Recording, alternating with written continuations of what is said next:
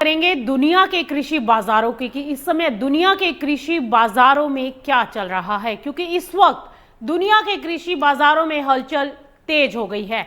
कहीं युद्ध और लॉजिस्टिक की समस्या ने गेहूं की सप्लाई को प्रभावित किया है, तो कहीं मौसम की मार से तिलहन फसलों पर खतरा बढ़ रहा है। यूक्रेन से लेकर अमेरिका और ऑस्ट्रेलिया तक ग्लोबल कमोडिटी बाजार में 3 बड़े फैक्टर इस समय कीमतों की दिशा तय कर रहे हैं। पहला, सप्लाई का संकट, दूसरा मौसम का खतरा और तीसरा दुनिया भर में बढ़ती मांग। गेहूं, सोयाबीन और कैनोला बाजार से जुड़ी इन खबरों का असर आने वाले दिनों में किसानों, व्यापारियों और अंतर्राष्ट्रीय बाजार सभी पर साफ दिखाई दे सकता है। आज के इस खास बुलेटिन में हम जानेंगे यूक्रेन में गेहूं निर्यात क्यों अटका हुआ है, अमेरिकी गेहूं को एशिया से क्यों मिल रहा है बड़ा सहारा, यूरोप के अनाज बाजार में गिरावट क्यों आ गई, यूक्रेन में सोयाबीन को घरेलू प्रोसेसिंग से क्यों मिली मजबूती और ऑस्ट्रेलिया की कैनोला फसल पर मौसम का कितना बड़ा खतरा मंडरा रहा है। चलिए शुरुआत करते हैं। सबसे पहले बात करते हैं यूक्रेन के गेहूं बाजारों की। यूक्रेन जो कि दुनिया के बड़े अनाज निर्यातकों में शामिल है, लेकिन इस समय वहां सबसे बड़ी चुनौती उत्पादन की नहीं बल्कि निर्यात व्यवस्था की बन चुकी है। ब्लैक सी यानी कि काला सागर के बंदरगाहों से अनाज निर्यात गतिविधियां प्रभावित रहने के कारण पिछले सप्ताह समुद्री निर्यात के लिए गेहूं खरीद लगभग ठंडी पड़ गई। इसका सीधा असर बाजारों पर दिखाई दिया। हालांकि व्यापारियों ने अब नए रास्ते तलाशने शुरू कर दिए हैं। यूक्रेन के पश्चिमी इलाकों से रेल के जरिए गेहूं को रोमानिया के कॉन्स्टांटा बंदरगाह तक भेजने की तैयारी की जा रही है और इससे पश्चिमी यूक्रेन में मिलिंग गेहूं की डिमांड को कुछ सपोर्ट मिल सकता है। फिलहाल वहां मिलिंग गेहूं के भाव करीब 7,000 से 7,200 यूक्रेनी हिविनिया प्रति टन तक बताए जा रहे हैं। वहीं फीज गेहूं के भाव करीब 6,000 से 6,700 हिविनिया प्रति टन के आसपास हैं। और वहीं यूक्रेन के लिए डैन्यूब पोर्ट भी एक अहम रास्ता है, लेकिन यहां भी नई चुनौती सामने आई है। डैन्यूब नदी में पानी का स्तर कम होने के कारण जहाजों की लोडिंग क्षमता फिलहाल घट गई है। कई जगहों पर जहाज सिर्फ 50 से 70% क्षमता के साथ ही चल पा रहे हैं और इससे परिवहन लागत लगातार बढ़ रही है और निर्यातकों पर दबाव भी। डैन्यूब पोर्ट से डिलीवरी वाले गेहूं के भाव में पिछले हफ्ते करीब 500 से 800 हिविनिया प्रति टन की गिरावट देखने को मिली। यानी यूक्रेन में फसल उपलब्ध है, लेकिन बाजार तक पहुंचाने की चुनौती सबसे बड़ी बन चुकी है इस समय। आपको बता दें कि यूरोपीय संघ के अगर अनाज बाजारों की बात करें तो यूरोप से गेहूं निर्यात इस सीजन कमजोर शुरुआत के साथ आगे बढ़ रहा है और यूरोपीय आयोग के आंकड़ों के अनुसार 2026-27 मार्केटिंग सीजन में 2 अगस्त तक यूरोपीय संघ का सॉफ्ट गेहूं निर्यात करीब 7 लाख टन रहा, जबकि पिछले साल इसी अवधि में यह आंकड़ा 17,90,000 टन था। यानी कि सालाना आधार पर निर्यात में बड़ी गिरावट दर्ज की गई है और इसी तरह यूरोपीय संघ का जो निर्यात भी लुढ़का है और करीब 3,10,000 टन रह गया और पिछले साल ये आंकड़ा 17 लाख टन था। हालांकि यूरोप में मक्के का आयात बढ़ा है। मक्का आयात करीब 12,60,000 टन तक पहुंच गया है, जो कि ये संकेत देता है कि कुछ जगहों में घरेलू डिमांड को पूरा करने के लिए बाहरी सप्लाई की जरूरत बढ़ रही है।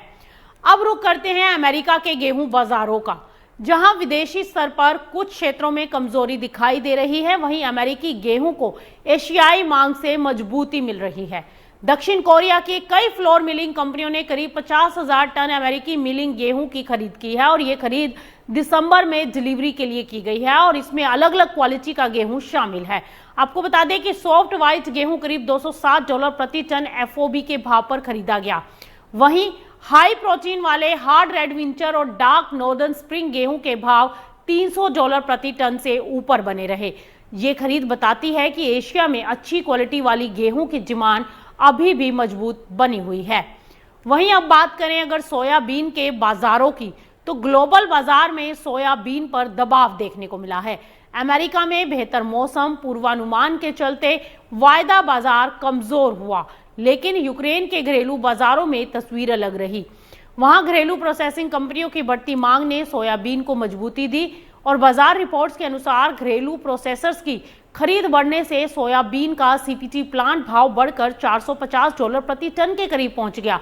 वहीं सीपीटी पोर्ट भाव करीब $430 प्रति टन बताया गया। वहीं अगर अब बात करें यूक्रेन के घरेलू प्रोसेसिंग की, तो यूक्रेन से यूरोप को होने वाले सोयाबीन निर्यात पर दबाव इस समय बना हुआ है। सीमित लॉजिस्टिक क्षमता और यूरोपीय बाजार में पर्याप्त सप्लाई के कारण निर्यात कीमतों में गिरावट आ गई है। पिछले हफ्ते यूरोपीय डिलीवरी वाले सोयाबीन के भाव में करीब €20 प्रति टन तक की गिरावट देखने को मिली और इससे यूरो व्यापारियों का रुझान घरेलू प्रोसेसिंग की तरफ बढ़ा। यानी फिलहाल यूक्रेन में सोयाबीन के लिए घरेलू बाजार ज्यादा विकल्प बनकर सामने आ रहा है। अब बात करते हैं कैनोला के बाजार की। ऑस्ट्रेलिया में मौसम ने चिंता बढ़ा दी है। ऑयल वर्ल्ड के अनुमान के अनुसार 2026-27 सीजन में ऑस्ट्रेलिया का कैनोला उत्पादन यानी कि सरसों का उत्पादन करीब 67 लाख टन रह सकता है, जो कि पिछले सीजन के करीब 10 लाख टन कम होगा। हालांकि किसानों ने बुआई क्षेत्र बढ़ाया है, लेकिन मौसम की स्थिति चिंता पैदा कर रही है। ऑस्ट्रेलिया के कई प्रमुख कैनोला उत्पादक जगहों पर सामान्य से ज्यादा तापमान और कम बारिश का अनुमान है। New South Wales, Victoria, Queensland और पश्चिम ऑस्ट्रेलिया के कुछ हिस्सों में सूखे का खतरा ज्यादा बताया गया है।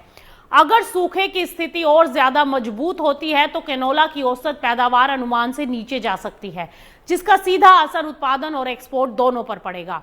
आपको बता दें कि ऑयल वर्ल्ड का यह अनुमान है कि ऑस्ट्रेलिया का कैनोला निर्यात घटकर करीब 54 लाख टन या उससे भी कम रह सकता है, जो कई सालों का सबसे कमजोर स्तर हो सकता है।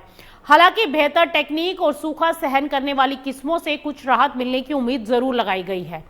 तो कुल मिलाकर ग्लोबल एग्री कमोडिटी बाजार में इस समय कई ताकतें एक साथ काम कर रही हैं।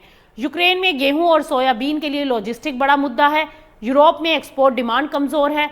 अमेरिका को एशियाई मांग का सहारा मिल रहा है और ऑस्ट्रेलिया में मौसम कैनोला उत्पादन की राह में चुनौती बन गया है। आने वाले दिनों में मौसम, निर्यात नीतियां और वैश्विक मांग ही ये तय करेंगे कि गेहूं, सोयाबीन और तिलहन बाजार किस दिशा में आगे बढ़ेंगे। चलिए बात करते हैं आम आदमी की रसोई से जुड़ी एक बड़ी खबर की भी। महंगाई के बीच सरकार ने एक बार फिर सस्ते आटे और चावल के जरिए राहत देने की तैयारी शुरू कर दी है। आपको बता दें कि केंद्र सरकार ने भारत ब्रांच के तहत भारत आटा और भारत चावल की बिक्री दोबारा शुरू करने का रास्ता साफ कर दिया है और इसके लिए नए सिरे से गेहूं और चावल का आवंटन मंजूर किया गया है। सरकार ने शुरुआती चरण में भारत आटा के लिए 50,000 टन गेहूं और भारत चावल के लिए 3 लाख टन चावल का आवंटन किया है। हालांकि बिक्री शुरू होने की तारीख का अभी ऐलान नहीं हुआ है, लेकिन तैयारियां तेज हो चुकी हैं। दरअसल पिछले कुछ समय से बाजार में गेहूं के आटे और चावल की कीमतों में बढ़ोतरी देखने को मिली है। ऐसे में सरकार का मकसद साफ है कि त्योहारों से पहले आम उपभोक्ताओं को बाजार से कम कीमत पर जरूरी खाद्यान्न उपलब्ध कराया जा सके। सरकार की योजना के मुताबिक भारत आटा और भारत चावल बाजार से सस्ती दरों पर उपलब्ध कराए जाएंगे। भारत आटा की कीमत करीब 35 रुपए प्रति किलो और भारत चावल की कीमत पैकिंग के हिसाब से तय की गई है। सरकार के पास गेहूं और चावल का फिलहाल पर्याप्त भंडार मौजूद है। भारतीय खाद्य निगम यानी एफसीआई के पास स्टॉक मजबूत होने के कारण सरकार जरूरत पड़ने पर बाजार में अतिरिक्त अनाज उतार सकती है। तो ऐसे में जानकारों का कहना है कि ये कदम सिर्फ कीमतों को कंट्रोल करने के लिए नहीं, बल्कि बाजार को एक संकेत देने के लिए भी है कि अगर खाद्यान्न महंगा होगा तो सरकार हस्तक्षेप करने के लिए पूरी तरह से तैयार है। पहले भी भारत भंडार के तहत दालों, आटों और चावल की बिक्री की जा चुकी है। अब इसकी दोबारा शुरुआत ऐसे समय में हो रही है जब मौसम की अनसर्टेनिटी, एल नीनो की चिंता और खरीफ उत्पादन को लेकर बाजार में सतर्कता बनी हुई है। यानी एक तरफ किसान फसल और मौसम की चुनौतियों से जूझ रहे हैं, तो दूसरी तरफ सरकार उपभोक्ताओं को राहत देने के लिए अपने खाद्यान्न भंडार का इस्तेमाल करने की तैयारी में है। यानी कि आने वाले दिनों में नजर रहेगी भारत ब्रांच की वापसी का असर बाजार भाव पर कितना पड़ता है और क्या इससे गेहूं, चावल की कीमतों में नरमी देखने को मिल पाएगी। फिलहाल अनाज अड्डा में आज के अपडेट में इतना ही। आप बने रहिए मार्केट टाइम्स टीवी पर।